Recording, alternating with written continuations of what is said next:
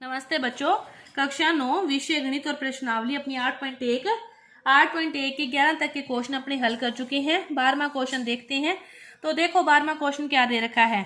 ए B C D क्या है, एक समलंब चतुर्भुज है। तो अपने सबसे पहले बनाते हैं ए बी सी डी एक क्या है, समलंब चतुर्भुज है। ए बी सी डी को बना लिया, ठीक है। इसको नाम दे दो A B C D. A B समांतर है डी सी के। एडी बराबर है बीसी, एडी बराबर है बीसी। तो अपने को क्या दर्शाना है कि कोण ए है वो कोण बी के इक्वल है, कोण सी कोण डी के इक्वल है, ये अपने को दर्शाना है, ठीक है। और त्रिभुज एबीसी और ये विकर्ण संगत भाग हैं जो सारे अपने को निकालने हैं। तो इसको करने के लिए हल अपने क्या करते हैं, इसकी उत्पत्ति करते हैं। अपने यहाँ से एक चतुर्भुज बनाते हैं, यहाँ पे एक नाम दे देते हैं ई, आगे की तरफ बढ़ा के इन कोनों को नाम दे दो 1 2 3 4, ठीक है।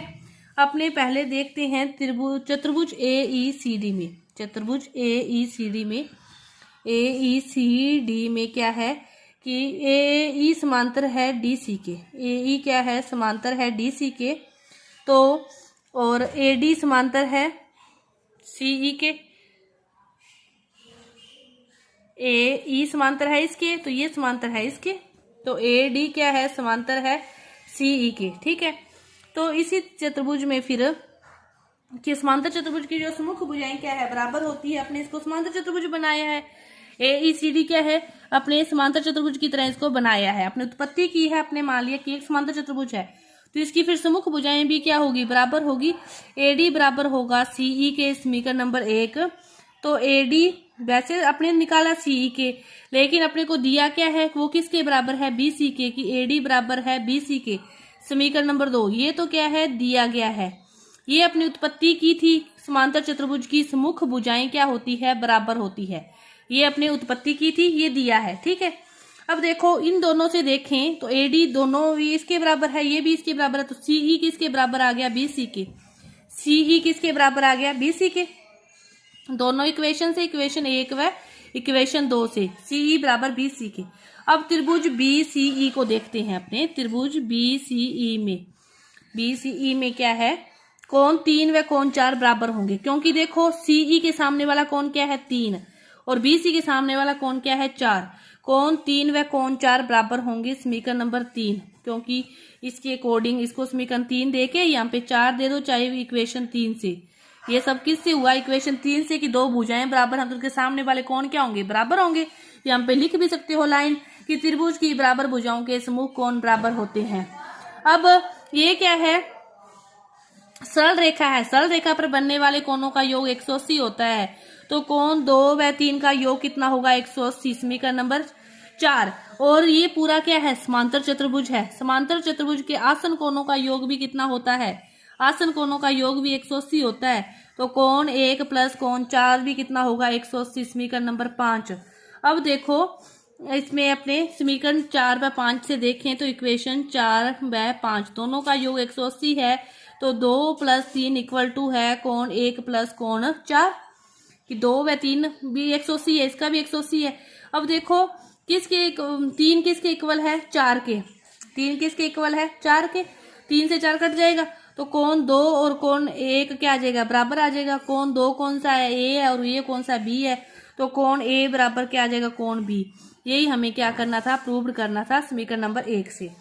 अब दूसरा, पहला ऑप्शन यही हमें प्रूव करना था। देखो अब अपने दूसरा क्या करना है, कोण सी और डी को।